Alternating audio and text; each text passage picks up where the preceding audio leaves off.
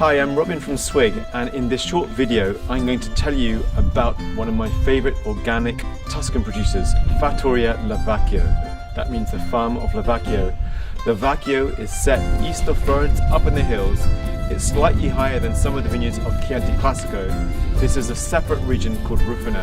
The best thing about this producer is they love organic lifestyle. It's a fantastic way to make wine. You know that you've only got grapes and no chemicals in the vineyards or in the winery.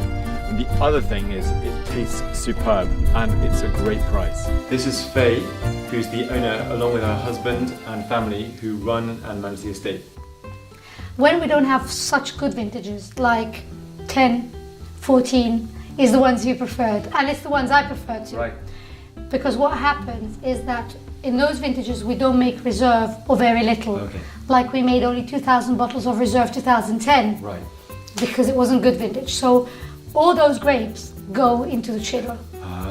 That's Right. why you like the bad Sneaky. vintages. So basically, the old vines that would normally go into Reserva have gone into the Cedro Chianti Rufina. Yeah, and the ones that would normally go into Ludier go in the Reserva. Right. Kind So of, basically, you're getting, despite the difficulties of the vintage, you're getting the best grapes anyway.